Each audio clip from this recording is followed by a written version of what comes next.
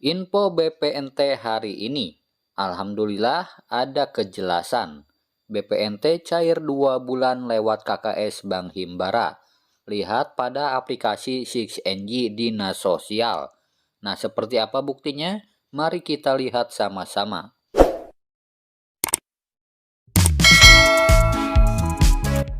Bismillahirrahmanirrahim. Assalamualaikum warahmatullahi wabarakatuh. Berjumpa lagi dengan saya di Arfan Saputra Channel. Nah, channel yang membahas sharing tentang BLT atau bansos ya. Nah, pada kesempatan hari ini saya akan memberikan informasi terkait pencairan BPNT atau kartu sembako. Nah, di sini ada informasi penting ya untuk pemilik kartu ATM KKS Merah Putih Sembako atau BPNT. Nah, kira-kira bantuan BPNT atau sembako tahun 2023 ini cair double atau tidak ya? Kalian simak video ini sampai selesai dan jangan di-skip-skip agar tidak gagal paham. Nah, oke teman-teman, perlu diketahui ya untuk para KPM BPNT semuanya dimanapun kalian berada, mohon tetap bersabar. Sebab bantuan BPNT itu sama dengan bantuan PKH. Penyalurannya itu secara bertahap ya, dan tidak serentak semua daerah berbarengan cairnya. Jadi setiap daerah itu berbeda-beda dan tergantung nama kalian apakah masuk ke dalam SP2D atau tidaknya. Nah, selama nama kalian belum masuk ke dalam data bayar, maka dipastikan belum bisa cair. Dan walaupun kemarin di akhir tahun 2022 penyalurannya melalui kantor pos, belum tentu di tahun 2023 ini akan cair lewat kantor pos. Karena sudah ada bocoran bahwa di tahun 2023 ini tidak ada anggaran untuk penyaluran di kantor pos secara tunai ya teman-teman. Nah, dan berikut adalah bukti bahwasanya di aplikasi 6NG sudah muncul ya keterangan bahwasanya bantuan BPNT cair 2 bulan. Nah, di situ sudah muncul periodenya Januari Februari 2023 beserta muncul nomor rekening. Nah, di sini nomor rekening yang tertera adalah BRI ya teman-teman. Nah, jadi sudah muncul nomor rekening ya, berarti lewat kartu KKS Merah Putih. Nah, ada juga untuk para KPM yang berada di daerah tertentu itu bisa saja dilakukan pencairan di kantor pos seperti di daerah 3T ya teman-teman, atau di perbatasan maupun di pegunungan yang jauh dari lokasi ATM tentunya.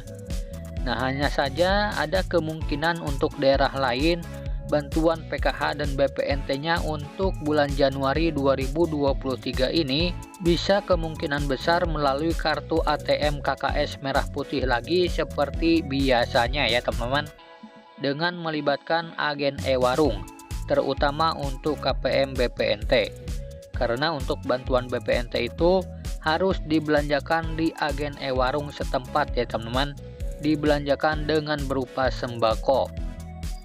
Nah, dan berikut adalah pedoman umum yang harus dijalankan ya oleh para KPM BPNT jika bantuan BPNT-nya sudah cair. Nah, harus dibelanjakan berupa sembako ya teman-teman, dengan 4 jenis bahan pokok. Yang pertama meliputi sumber karbohidrat. Nah, untuk karbohidrat itu sendiri bisa berupa beras, jagung, atau sagu. Kemudian ada juga sumber protein nabati, meliputi kacang-kacangan, tempe, dan tahu. Kemudian ada lagi sumber protein hewani, meliputi telur, daging ayam, daging sapi, dan ikan segar. Dan yang keempat ada juga sumber vitamin dan mineral, yaitu buah-buahan dan sayur-sayuran. Nah, keempat komponen tersebut harus ada ya teman-teman jika pada saat pencairan BPNT dilakukan. Nah, jadi untuk pihak agen e-warung juga jangan sampai memberikan sebuah paket ya teman-teman.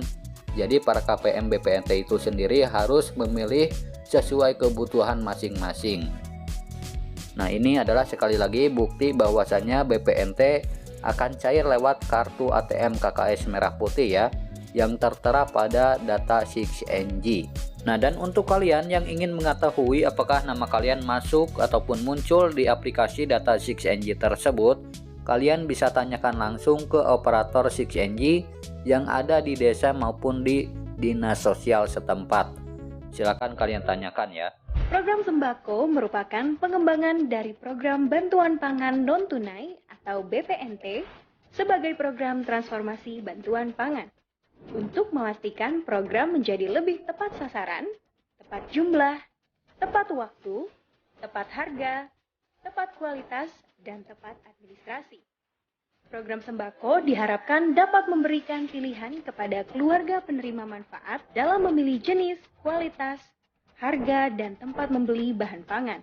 Penambahan komoditi yang didapatkan dari program sembako akan mampu meningkatkan nutrisi atau gizi masyarakat, terutama anak-anak usia dini, sehingga berpengaruh terhadap penurunan stunting.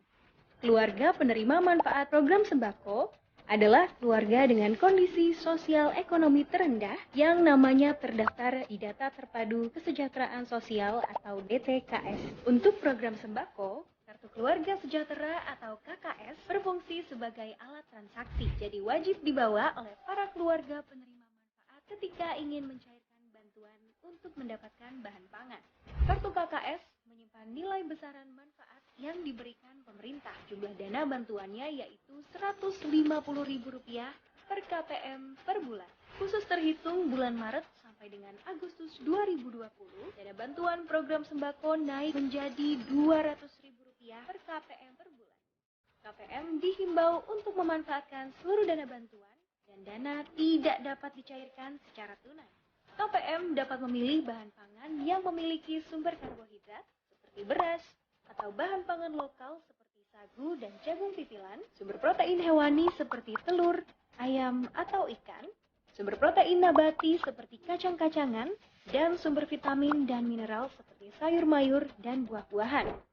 Dan komoditi tambahan harus menggunakan bahan pangan lokal untuk mengembangkan ekonomi masyarakat sekitar. Untuk mekanisme pemanfaatan dana bantuan, KPM hanya perlu datang ke e-warung terdekat, cek kuota dana bantuan, pilih jenis bahan pangan, bayar pada mesin EDC, dan menerima produk yang dipilih. KPM dapat memanfaatkan dana bantuan melalui e-warung yang telah bekerja sama dengan bank penyalur. KPM berhak memilih e-warung terdekat untuk membelanjakan dana bantuan program sembako tanpa ada paksaan dari pihak manapun. E-warung tidak boleh melakukan pemaketan bahan pangan, yaitu menjual bahan pangan dengan jenis dan jumlah yang telah ditentukan sepihak oleh e-warung atau pihak lain, sehingga KPM tidak memiliki pilihan. Hal ini dikarenakan KPM berhak menentukan jenis dan jumlah bahan pangan yang sudah ditetapkan untuk dibeli dengan bantuan program sembako.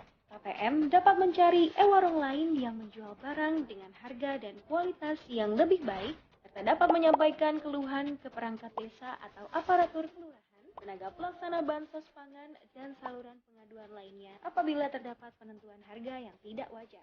Program sembako dilaksanakan di seluruh wilayah Indonesia, termasuk wilayah yang memiliki keterbatasan dari sisi infrastruktur non-tunai, sinyal telekomunikasi, dan akses geografis dengan memberlakukan mekanisme khusus untuk wilayah-wilayah dengan kendala akses tersebut. Pemanfaatan bantuan program sembako di wilayah khusus dapat dilakukan dengan dua mekanisme, yaitu mekanisme online dan mekanisme offline. Mekanisme online dilakukan seperti mekanisme reguler dengan menggunakan KKS pada mesin EDC online, dan mekanisme offline dilaksanakan setiap 2 hingga 3 bulan sekali pada titik tertentu yang telah disepakati antara tim koordinasi bansos pangan dan bank penyalur di daerah sesuai dengan kemudahan akses dan ketersediaan jaringan telekomunikasi. Untuk pencairan bantuan dengan mekanisme offline, para KPM juga harus membawa kartu KKS dan identitas asli. Perlu diingat, jika dana bantuan program sembako tidak digunakan selama 3 bulan, maka uang akan dikembalikan ke kas negara. Untuk itu, keluarga penerima manfaat diharapkan dapat menggunakan bantuan sembako dengan bijak ya. Program sembako menuju Indonesia sejahtera.